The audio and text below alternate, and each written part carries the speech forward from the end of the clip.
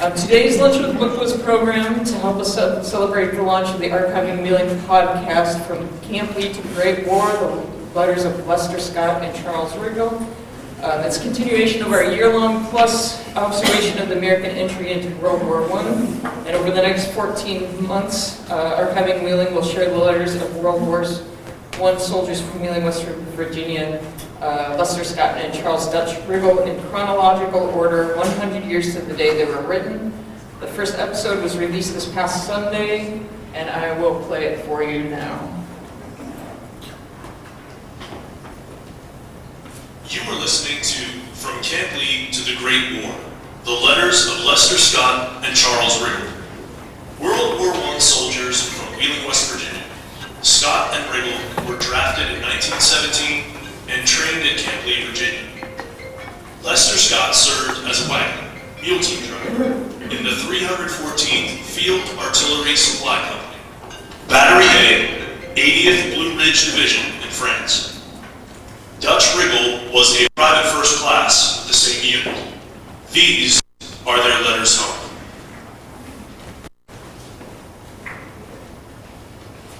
September 24th, 1917. Petersburg, Virginia. My dear sister, how are you by this time? I am just fine, and I hope you are the same. We landed here Sunday at 1:05. We are having a good time and getting plenty to eat. The first thing we got was a shower bath. We will not get our uniforms for a few days. I think the most of us will be used as guards. We will get to come home about Christmas for a month, I think. Walter and I are together. There are about 3 of us together. The climate here is just about the same as out there, and there are no high hills here. The camp is 4 or 5 miles long, maybe more. I've not seen no Marshall County boys yet. We get Sundays off, I guess. After we get our suits, we will get to go to Petersburg, which is 4 miles from here. We haven't got our examination yet. You cannot get lonesome here if you want to. There are people passing through all the time and lots of things to see. There is a YMCA here, and we get anything we want. We had for our breakfast this morning bread and butter, fried potatoes, bacon, and oats, and coffee. Tell Jim when he comes to bring a shotgun, for there are lots of turkey buzzards here. How's Cleo? Be sure and take good care of her. I'm going to write her now, so answer real soon and tell me all the news. My address is 25th Company, 7th Battalion, Depot Brigade, Camp Lee, Petersburg, Virginia. I will tell you more about the place next time I write, so goodbye. Good luck. Your brother.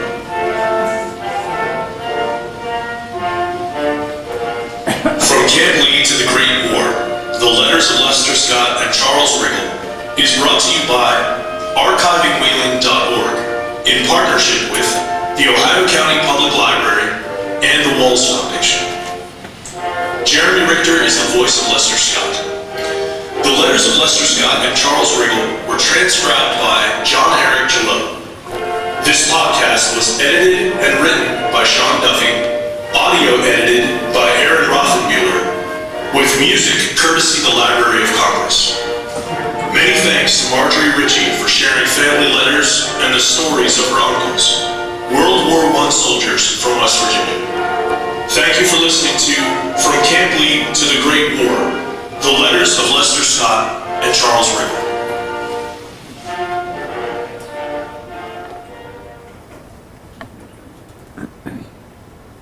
I remember syrup sandwiches and crumb allowances for the... I went into the unrelated podcast there. We were just making sure you were all awake. Okay. To listen to all the upcoming, that was the first podcast, but to listen to all the upcoming podcasts in the series, you can visit archivingwheeling.org, or you can subscribe to the podcast by searching for From Camp Lee to the Great War through your favorite podcast app, if you're a tech-savvy person. Otherwise, you can always just call the library and ask how to get hooked up with us, and we'll help you do that. Today to talk about private wartime letters and how they provide insight into personal lived experiences. I'm sorry, I didn't get home until 1:30 in the morning and I'm not quite awake yet. Let me try that again. To talk about how the private wartime letters provide insight into the personal lived experiences of soldiers and how through their own words we might better understand the transformative nature of war on American society.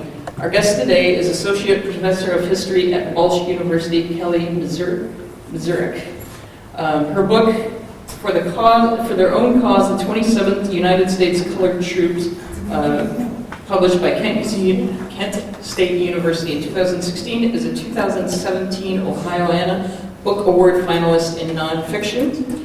Mezurek's essay, "The Bottom Rails on Top Now, Black Union Guards and Confederate Prisoners of War," will be included in Civil War Prisons 2, forthcoming in 2017. Mezurek is on the advisory board for the Emerging Civil War book series with Southern Illinois University Press and served as a member of the Ohio Civil War 150th Advisory Committee. Please welcome Kelly Mezurek.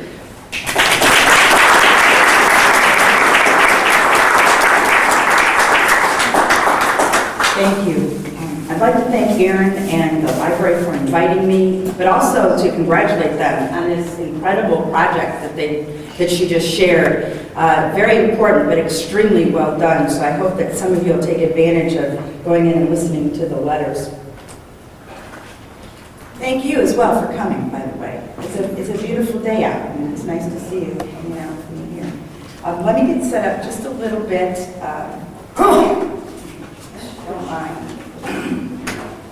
I'm not used to speaking into a microphone. I have a lot of voice, but I understand it's a pretty large room, so I'm going to go ahead and use it today. Most of us learn about war, at least U.S. wars, through our courses that we take in high school or middle school or in college. This is, or sometimes movies, by the way, right? Some of our young people learn about wars through movies. Maybe not the best way to learn, but sometimes that's the only way I can get some recognition when we start talking about them in class. That's an important concept to think about, because depending on when you went to school, you might have heard a different version. The way that historians evaluate past events, interpret past events, new information that we get, shifts and changes, how we teach the present about these wars. And I think if anybody's paid attention to some of the difficult conversations about Civil War monuments recently, that's part of the reason why we're not connecting on that subject matter. But there are many other ways to learn about American wars, and so I like to use primary sources in the classroom. I believe that this helps students to get a more individual experience of how war affected American citizens. This doesn't replace what historians say. Soldiers and their families did not have immediate knowledge about what politicians were doing, what diplomats were doing, what officers were doing at the time. And so they're only giving us one side or one point of view, but I think it's one that's often left out. And I think the students connect better with these private and or public but primary sources. And so one of the ways would be newspapers, for example. Every single war that the United States has been involved in has been covered by newspapers. From the Revolutionary War, the Civil War, World War I here, for examples. Drawings and photographs are another way that one can get a more immediate feel. So these are Brady photographs that were put on display in New York City during and after the Civil War, and then a newspaper drawing after Maine has exploded right before the war with Spain in 1898. Telegraphs and telegrams, another immediate source, these by officials, if you will, during the war. The Southern Telegram Company's example is when General Jackson loses his arm and they're sending word during the Civil War. And then the Western Telegram here is from World War I, and it's an announcement to a family that their soldier has died in battle. We also have the more modern personal forms of communication from the war front. And one of the major changes or shifts that happens, especially from the Korean War forward, is the telephone, here shown from a scene from MASH. The telephone's very important in MASH. But today's telephone, I'm using mine for my notes, as you can see, but of course it's a communication tool, and soldiers in the both Iraq wars and today in their military participation are able to immediately send things like emails. They're able to send photographs through Instagram and Facebook, video through YouTube. And so this very modern form of communication is immediate. One of the problems with this more modern form, though, is the ability that we're going to have later to share with people. When their grandchildren are wanting to hear about their wartime experiences, the availability of some of these is not something that's preserved. You could capture a photograph or capture a text and save it to a disc, but today we're really concerned about the archival quality of our CDs and DVDs, so they may not last. One form of communication, though, that is consistently used through every war from the Revolution to today is the letter. And letters are something that can be and have been and will continue to be preserved. And so I really like them as a tool to help our students learn about the past through the eyes of the soldiers and their families.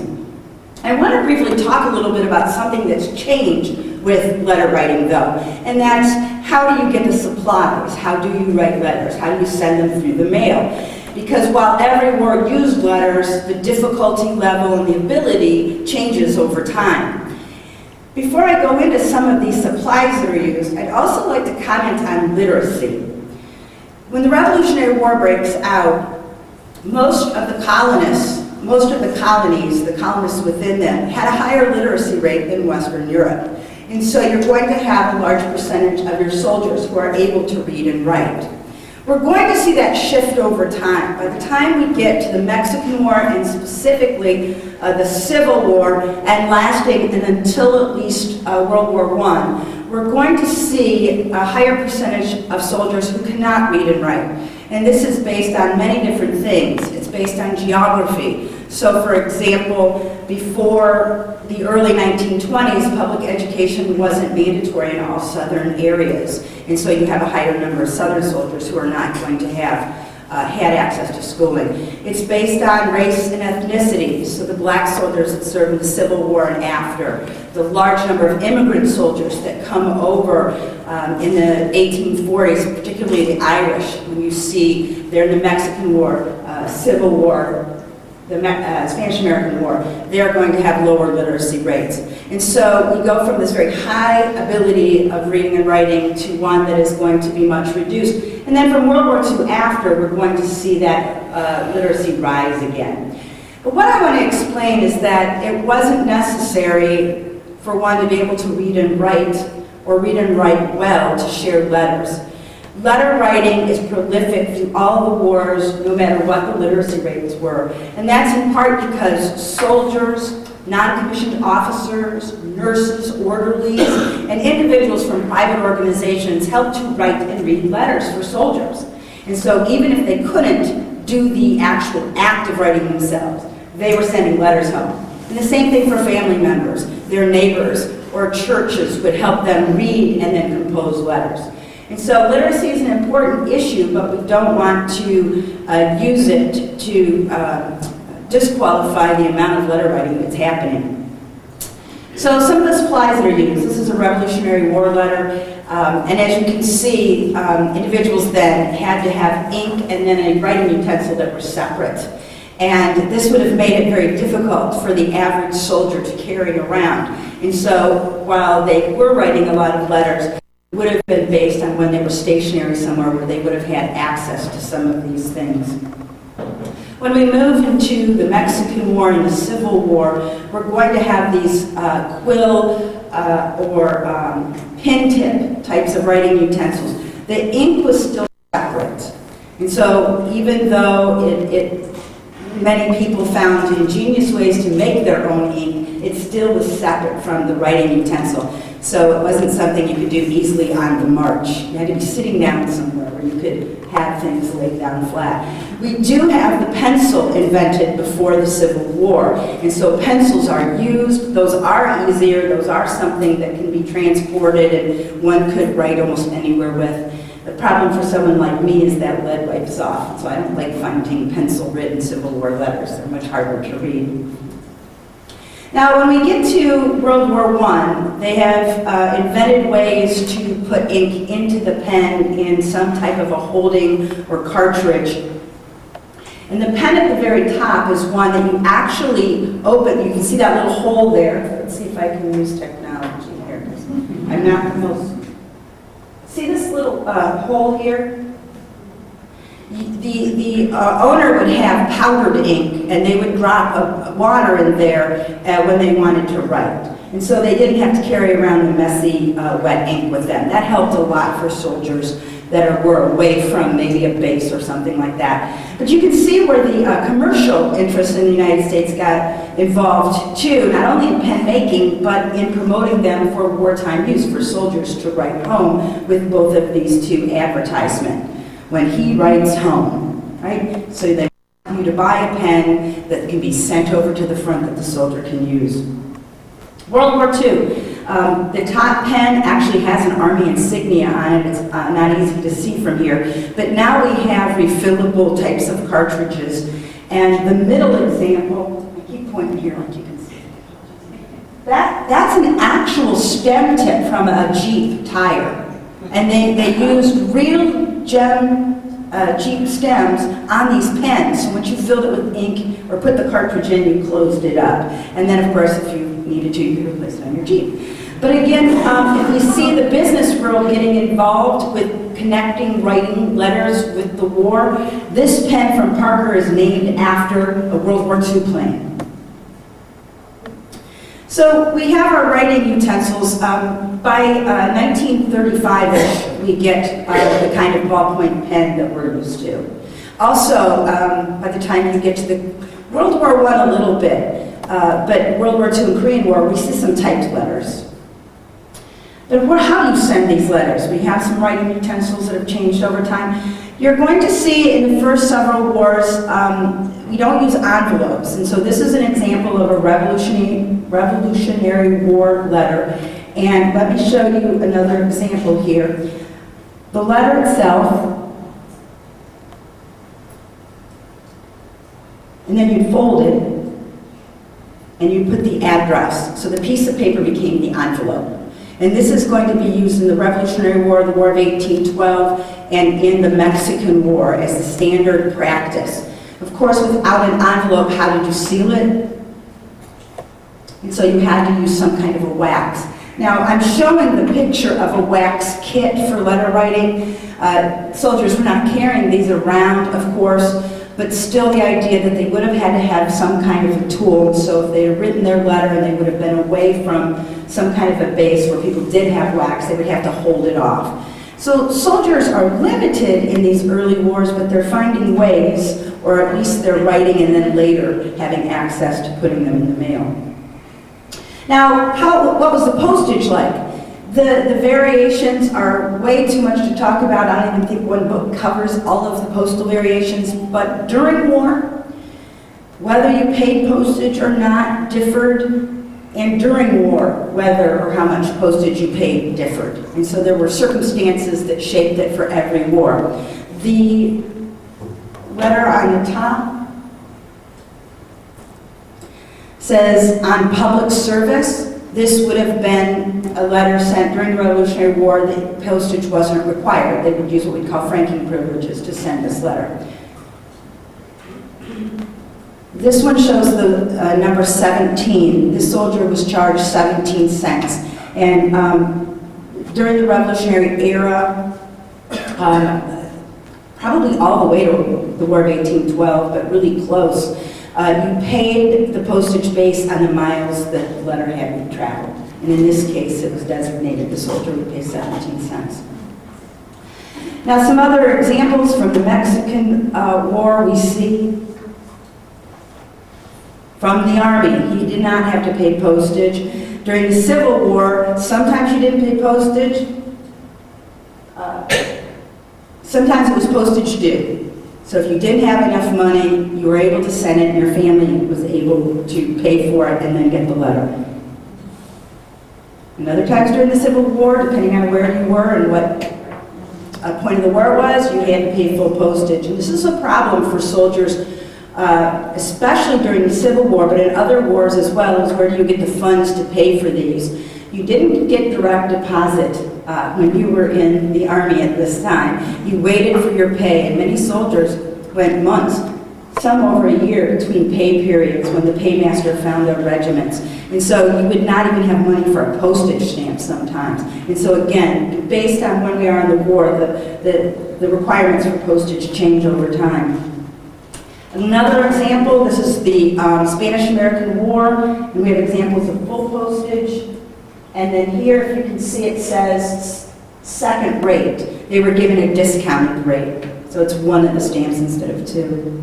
Now, during World War II, we had V-mail, and this was as much to help the soldiers and their families as it was to help the U.S. Army. They are sending so much mail across. During the Civil War, proportionately, we had more letters being written. But the vast number of men who served in World War II are going to mean a lot more volume. So one of the estimates is that V-mail, over 500 million V-mail letters were sent from soldiers home. Over 500 million letters were sent from home to soldiers. It's a lot of mail. And they were able to reduce the bulk of this and the cost of this because they were more concerned, of course, with sending over supplies for the war. And V-mail, victory mail, is you had a form, and I'll have one later I can show you. You had a form and you filled out your letter and then you folded it and it went to the U.S. Service microfilming division and they microfilmed it. If you've not seen microfilm, I bet you have some here in the library. All right, it's a film, and you can put thousands of pages on a little piece. And then they sent the microfilm overseas or overseas to home, and then they reprinted them and gave them to the families. So you reduce the cost, but you reduce the bulk and reduce the workload for people during World War II. Now, what about paper? So, Revolutionary War and up to the Spanish-American War, paper is being mass-produced in the United States, but it is made of a rag or a fabric content, and so it is a more expensive and laborious process. The good news for people that like to read them, like me, is they last almost forever. If you don't keep them in some direct kind of threat to the conditions, they will hold their shape and they won't break too much from bending and folding. And so you can see that on your left side is a Revolutionary War letter. On your right-hand side, you can see, hopefully, this is just a sheet of note paper. And if you're familiar, ever left a newspaper or a sheet of notepaper on the dash of your car or by a window, it gets very brittle very quickly. And so this is one of the concerns about some of our more modern correspondence if they're not taken care of appropriately. But paper is being widely manufactured. It costs more to the soldiers in the earlier wars. And so you see a variety of groups provide access to letter writing paper. So here we have organizations connected to religious groups. So the Young Man's Christian Association, the YMCA, provided paper during World War I. In Civil War, the United States Christian Commission, if you're familiar with them, they provided hymn books. They served as pastors in hospitals and provided a lot of care for soldiers writing letters, for example, if they couldn't. And then you have the Victory Service Club from World War II. Another example of organizations, the Red Cross. This is from World War I, and then you have the USO, an example from World War II, providing paper so that soldiers don't have to buy it or worry about obtaining it. You also have the military providing paper. So from the World War II, an example from the U.S. Army Air Forces, we have up in the corner the envelope from the 93rd Pennsylvania Volunteers, an envelope during the Civil War. And then we have on the bottom an example from the Korean War. They have a nice long name for this because it's so hard to read. The 5th Field Depot Supply Service Fleet Marine Force. Okay? And they had their own stationery for soldiers that they could use. So what I want to shift to now is giving you some examples of these letters. And I'm going to show you the letters. And I know you can't read those letters. I can barely read those letters. But I want you to see what they look like. I want you to see the change in letters, or maybe the lack of change in what the letters look like that are being sent home. And I think that's one of the most important things that I want to share. Even though the way we write, the way that we get paper, the way that we use our postage to share these letters, the content themes from the Revolutionary War to today remains the same. And you heard a lot of the main themes in the podcast in that short period of time. Soldiers' letters are very consistent with the issues they want to talk about, what they want to share. I also have included some drawings and later photographs. I wasn't able, unfortunately, we don't have pictures of some of the soldiers. Before we have photography, of course, we don't have. A few, though, I do have the actual letter writers, and I'll make sure and point that out to you because I think it's nice to see the connection. So this is a letter from Josiah Lovell, who served in the 3rd Massachusetts Regiment, also known as the 24th Continental Regiment. And here you can see a little bit more closely. He's writing from New York in April of 1776. Honored father and mother, brothers and sisters, I now take pen and paper to write to you, to let you know I am in good health. I hope that I will find you in as good health. This is one of the first things that's almost always mentioned in letters, or it's right up there. It's what is the health of the soldier and what is the request for the health at home. This is primary concern from both the home front and the soldiers. Revolutionary letter all the way to the letter from the Gulf War, you'll see this request for information. At the end he writes, remember me to all my friends, and then he lists a few of them by name. So soldiers who wrote letters to their families, to their loved ones, or to friends, asked to share that information then with others in their community. So if you're writing to your father, you ask to share news with your brother. If you're writing to your best friend, you ask to share news with your parents. So these were really, in some ways, community communications. Sometimes they're very private. Other times they very clearly state, when you've read this letter, pass it on. And so this was the way to connect to multiple people when you're far from home.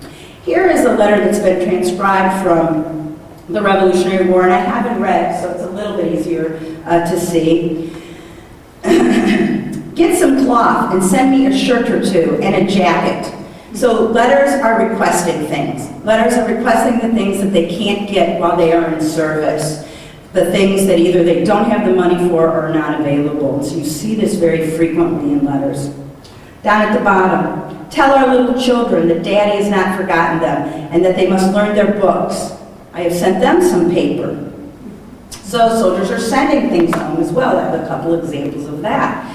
But here in this line, what we see, again, the theme that runs out, is that men who are the heads of families use these letters to still have some kind of shared control of the family. They're telling the wives what to plant, telling them what to sell, telling them what to do with money if it's sent home. And so this is a very important part of letter writing and exchanges, that relationship within the family and roles that you could not maybe have because you're not there. Another example from Samuel Cooper. We have not had no battle this night, and matters seem to be a little more easy, and no firing, but some regulars killed at Cambridge yesterday.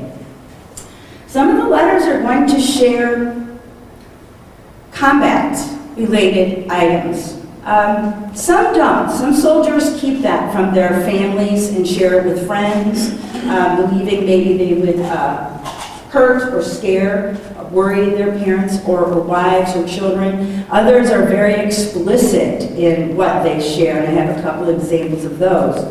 But another thing I'd like to point out, if you notice the spelling, this was transcribed literally, which I think is important to do. You see very little, if any, punctuation. This doesn't mean the person didn't have any education or didn't know about punctuation. This is how most people wrote then. We get really more hyper about that when we start to get more defined with our laws of public schools and things like that in the late 19th century in the North and then a little later in the South. And so one doesn't want to just assume that this person doesn't know how to write. A lot of letters in the early wars look like this. The War of 1812. It's going to look very similar, the letters, to the men in the Revolutionary War. I mean, there is a 35-40-year period, but it's very similar. Joseph Winter is writing to his brother from New Orleans in January 1814. And one of the first things that he says is, "I am still without anything from you." This, next to health, probably is the biggest thing that's in letters from soldiers.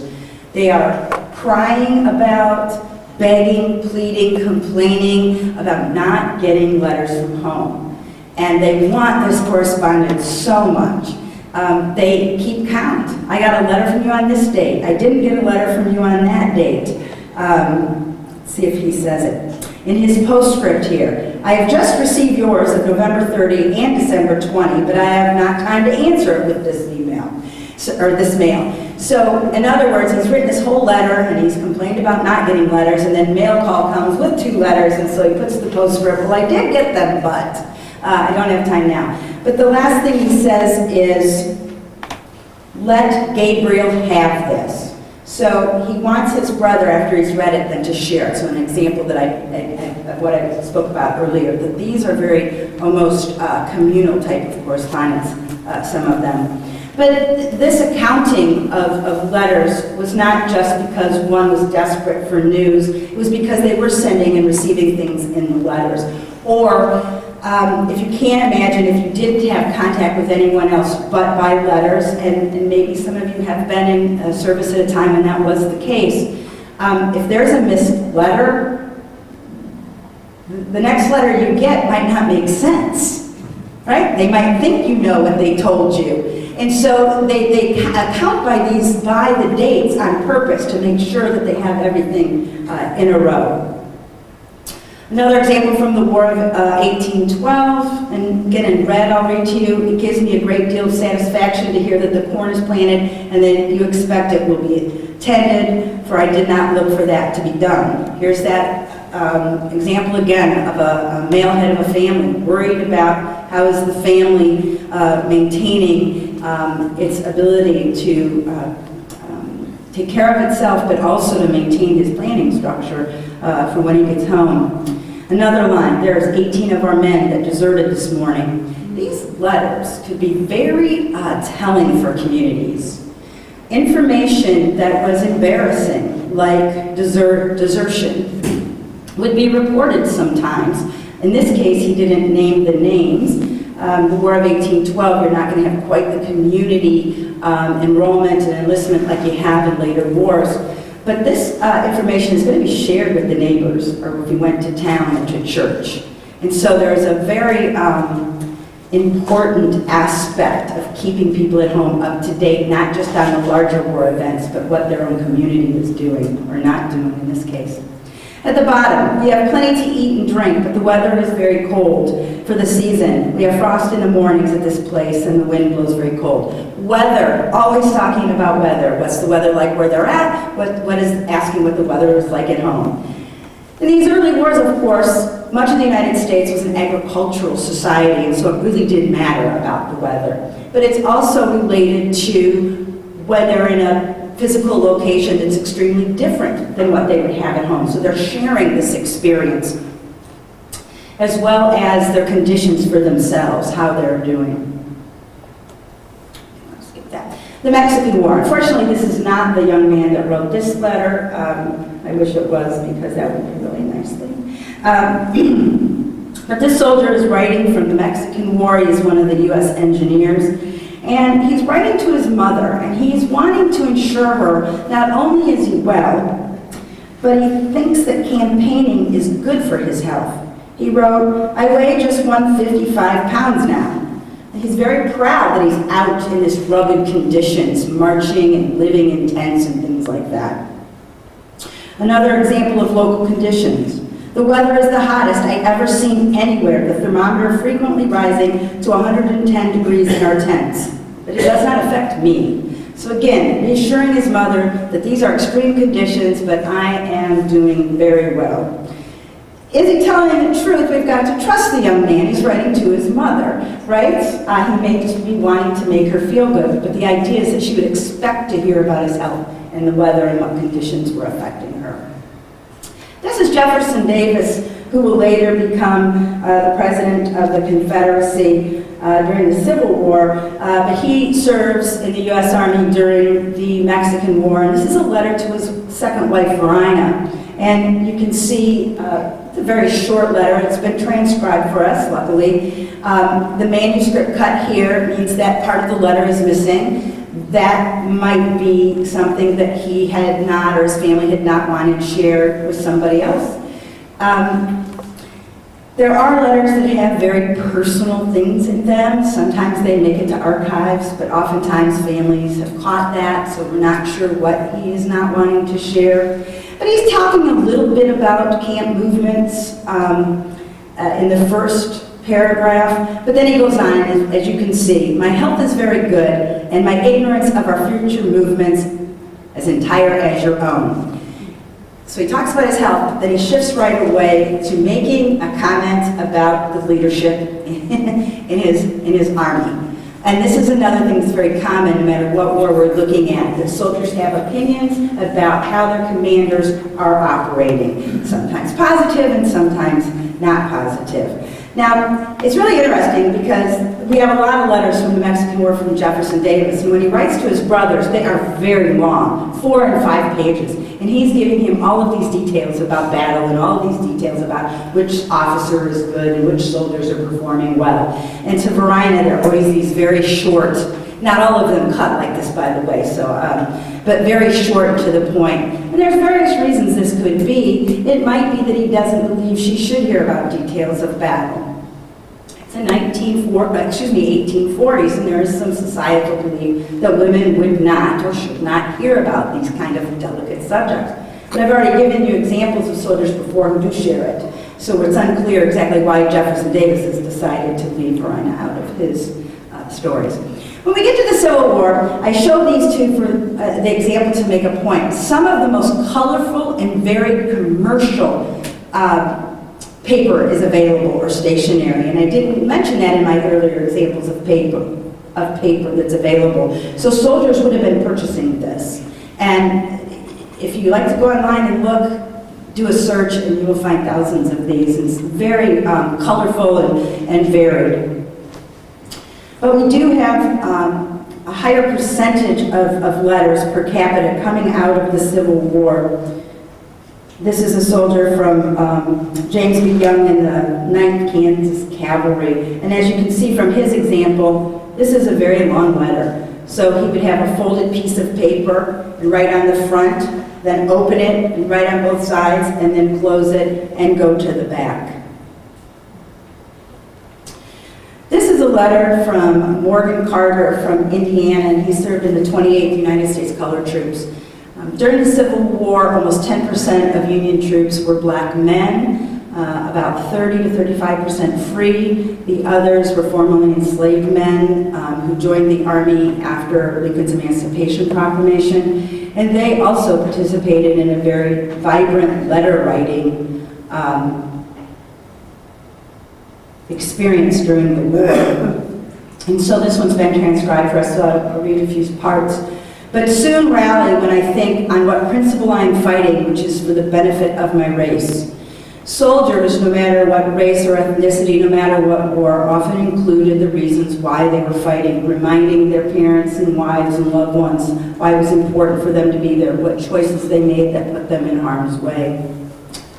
At the bottom, there are many a poor fellow lost their life for their country and their people, but poor fellows, they died a noble death, and in this cause, if it is necessary, I will give up my life most willingly to benefit the colored race. You know yourself that we have trampled under the white man's heel for years, and now we have a choice to elevate ourselves and our race, and what little I can do toward it, I will do most willingly. If I should die before I receive the benefit of it, I will have the consolation of knowing that the generations to come will receive the blessing of it.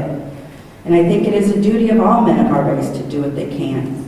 So this one is combining patriotism, duty to country and nation, as well as a personal experience, believing that their military actions during the Civil War will lead to change. And as we know they do. We get the 13th, 14th, and 15th Amendments after the Civil War, which ended slavery, provided citizenship, and offered voting privileges to men that were citizens. And so those come as a direct result of this experience. The second section I have here, my friend Charlie, I was very glad to hear the citizens of Madison had such a good time in honor of Uncle Abe's re-election. You get politics in letters, no matter what war, for and against. Also, we want to remember that during the Civil War, we also have another group of Americans. We have Union soldiers and we have Confederate soldiers. And here's an example of some of the things that we can see that may be a little different, but really in the end they're not. Dear sister, pickets don't fire at each other now. We go down to the edge of the river on our side and the Yankees come down on their side and talk to each other. The men on picket opposite are from Ohio and seem very tired of the war. So the idea of talking about the enemy or people on the opposing sides, this is a very common topic in letters that are written home. The bottom, the Yankees are very much in want of tobacco and our government gives it to us, so we used it to trade with them. Soldiers on opposing sides in war did interact, maybe not as much as we see in the Civil War, which you would not hear in too many books. You've got to go to the letters from the soldiers because their officers clamp this down as quickly as they can. And then at the bottom, I asked some of them who were they were going to vote for president. One of them said Old Abe, but most of them said they were for McClellan.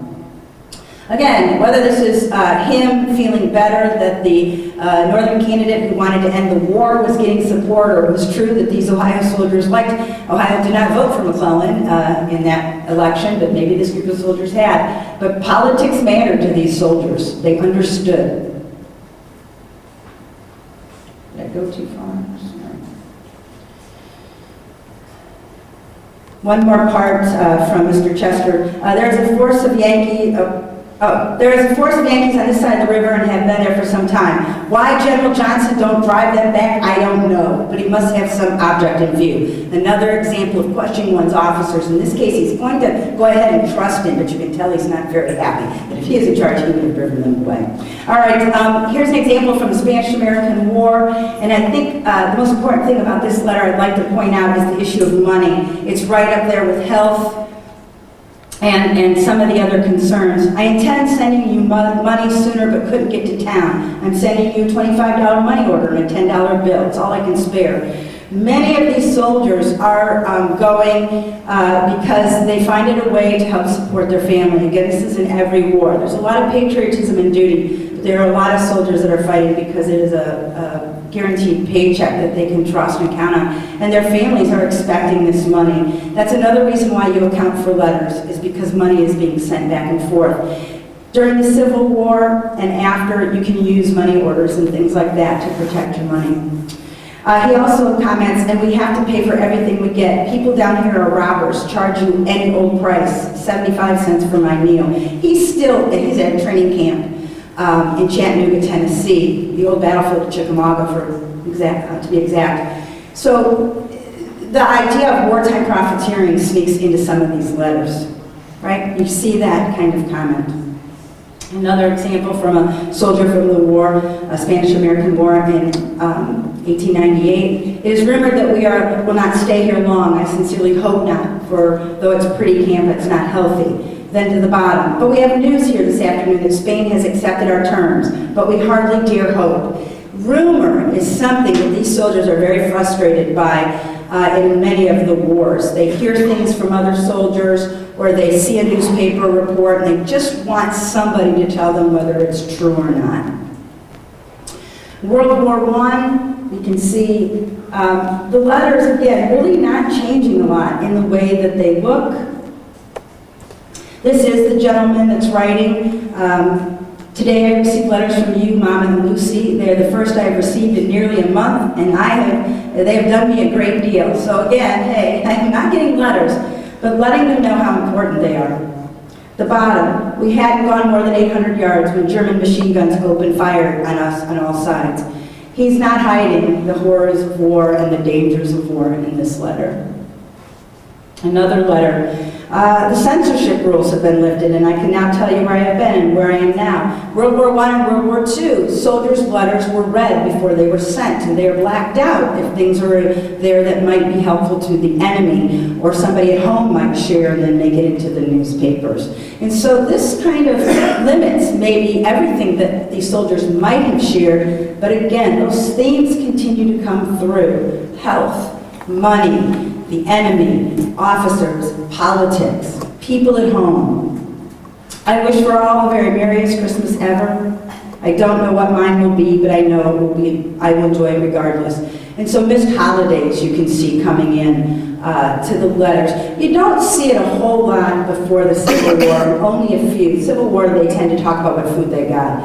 But after that, you tend to see these more nationally celebrated holidays come through the letters. Here you can see an example of the censorship from a World War I letter. It's blocked out.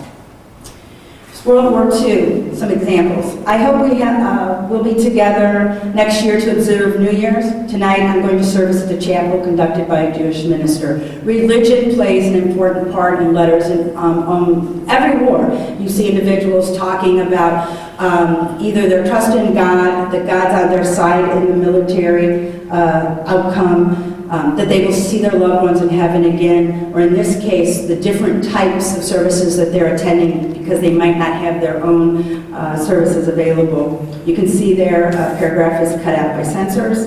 And then, Mom, send me some news about the other boys. I'm curious to hear how they're doing. So I told you that soldiers sent home information about men from their community, sometimes not good, sometimes good. But there were also these requests to find out about other young men from the community that weren't in your same regiment, company, or battalion.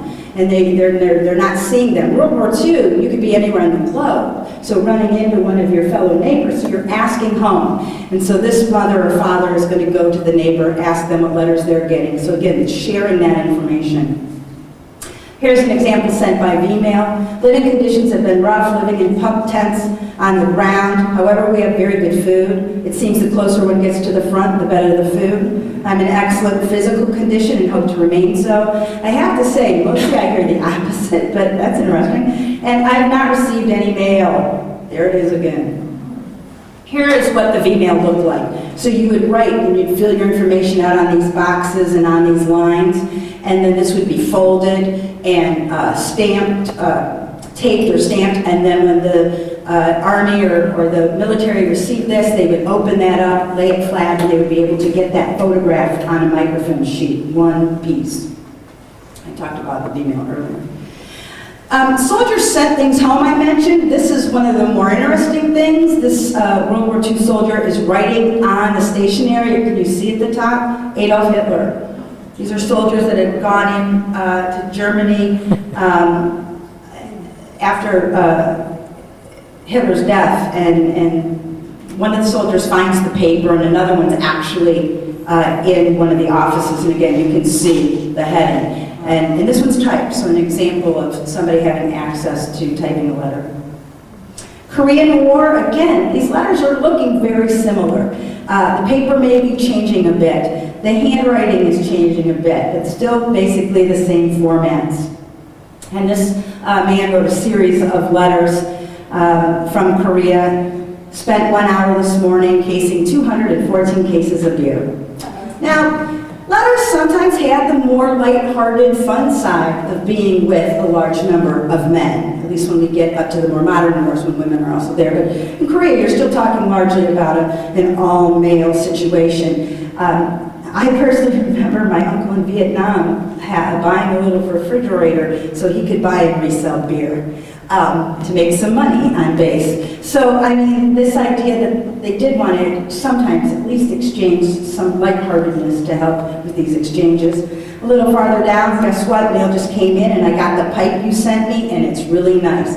So, soldiers send things home, people send things to them. Didn't get any letters though. We'll probably get some tomorrow. Probably meant to put a question mark there, right? Vietnam, we start to see a darkening of some of the moods in the letters, less optimism, still can find patriotism and duty, but Vietnam, of course, had its own series of issues that we see sometimes, maybe today, starting to talk about it a little more. And you can see this young man is saying, I haven't written because of the weather, and this is his picture. So he's outside writing a letter. Here's another individual serving in Vietnam, and he's trying to tell his mom everything is okay, but in his letters, he makes comments about they're leaving for an operation the next day and going to advance just miles from the border with North Vietnam. And he says, it's just like John Wayne, only the enemy is real, and so are the bullets. And so, as a young man trying to, explain to his mother what war is like without too many details, at the bottom of this page, he expresses some frustration. He says, we're here. We don't want to be here, but when we hear about draft card burners, it's really hard because we're here. And it's, he goes on to the top of the next page. It's, I don't like going in to burn houses down or go into a village and find children killed. So he's willing to do his duty despite it not being comfortable for him, but he's heard news at home and some of the things, of course, by the end of the Vietnam War and the protests and things, and he's very unhappy about this. Another letter, for example, from Vietnam. I will say I can read them more easily, and I suppose that's just because they're writing at a time closer to when I'm learning to write. Just a few more and I'll wrap up. I know our time's up. One of the transcribed letters. Who do you suppose made me feel better when I called yesterday? My brother Mike, who sounded as though he was glad to hear my voice and know what's going on. Or you, Mom and Dad, who I could just hear crying in the background. So, letters helped people hide emotion. And then I'll show you an example where they helped share emotion. But in this case, this young man has been in an attack. He's lost one of his legs below the knee. His parents, of course, are just dying. They're so upset. And this whole letter is about, I have faith in God. I'm okay. I'm alive. I need you to be okay. But that's almost, hey, my brother was happy to hear me, but you were crying. Where is your faith? As far, when he goes on to describe how it happened, and this is one of those examples when a young Vietnamese child is used to encourage soldiers to come into a village. And so some of these things we know today, but were kept out of the newspapers or some of the news reports. It made some of them, but here's where a soldier is sharing a very intimate knowledge of some very difficult situations. The very bottom, because of time, the doctors, nurses, facilities, and care here are the best in the world, and I know I'm doing just fine. He's trying to comfort his mother, but understand there were many soldiers who wrote about their medical care, good and some that weren't happy. This gentleman is going to survive the war, but if you look at his letters, he's very depressed, and he admits he's depressed. He just doesn't feel like doing anything, especially writing letters. He's upset that people can say Merry Christmas when he's over in Vietnam. He goes on to say that it's the worst year of his life. He wouldn't want to ever go through this again. You can see this going on here. And it's very, very depressing. Again, because of time, I can't do so much. So on this Christmas day, there isn't much joy in my heart, nor am I in the best of moods. So I'll send this sorry letter with the earnest hope that someday in the future, joy and contentment may be found with you around. He does come home from the war. He goes to pharmaceutical school, and he is going to live a very long life. But again, it's an example sometimes how these Vietnam letters. So let's wrap up with some modern letters. This is a young man and his parents. I couldn't say what I wanted to over the phone. So here's that example. Phones were good for emotion, and they also were difficult. And he wants to tell his parents how much he loves them. And then on the bottom part where I showed you, he's telling exactly where they're going, what they're doing. He's talking about the casualties. Mom, I'm not afraid to die for something that is right. I just hope that I made you proud. And if I don't come home for any reason.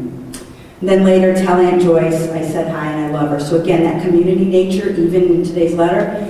And that young man came home, but died in a Black Hawk helicopter exercise in New York. This young man, maybe on your right, does survive the war, but this is an example of letters some of the soldiers wrote home.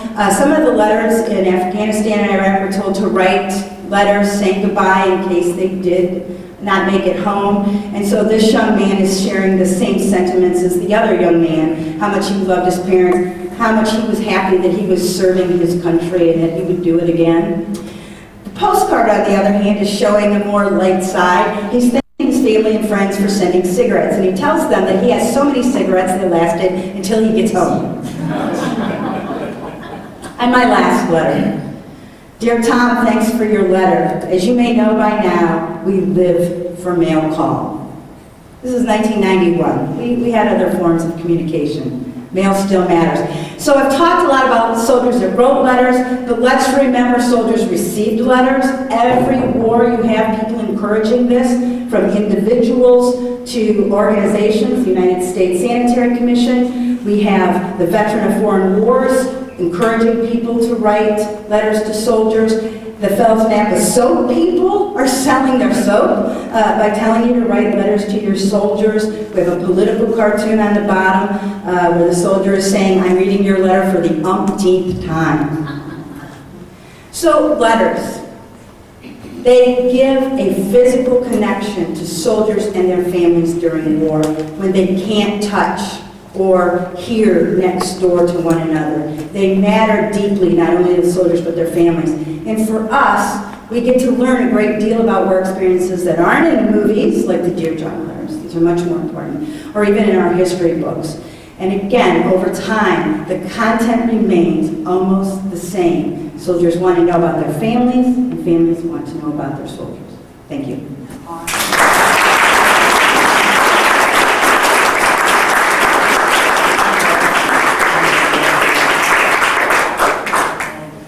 Do they have time if they want to ask questions?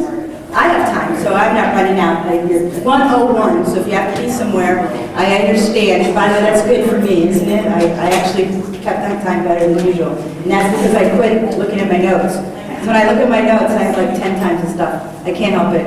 This stuff's very interesting and important. Any questions, please?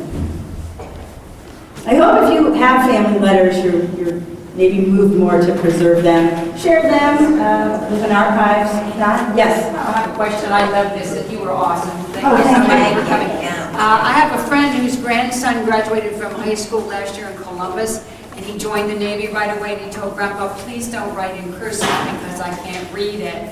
There's another very important point, thank you, and I should have brought this up, is that is another thing about letter writing. While we can preserve letters longer than we can preserve some of the other things, the other formats, if somebody sends a text and you save it, or if somebody sends an email and you save it, of course, it's printed. But you're absolutely right. Some schools are not teaching cursive anymore, and you know, I'm going to be really important because I can read cursive one day, I guess. I don't know. It's going to become considered almost a language, the ability to read cursive. I have faith that that's going to be changed. I have faith that we're going to put cursive back. Because I think we still have to sign our checks, don't we? Well, no, it's checks are deposited. You know, sign them. But a very good point, you know. But he's going to write letters. He's going to write on paper. There you go. Yeah. So you tell him to save those letters for his grandchildren. Well, I just want to thank you all. What a wonderful audience. And again, thank you for spending your afternoon with me.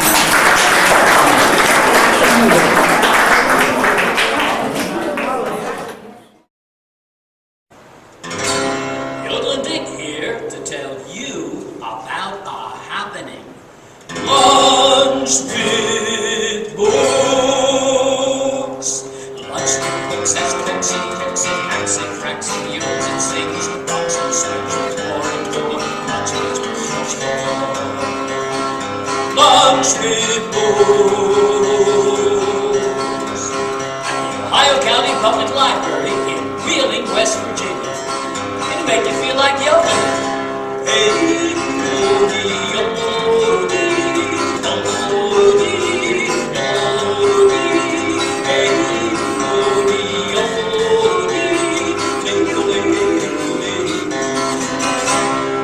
mostly on Tuesdays at noon.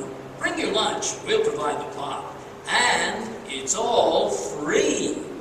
Lunch with books.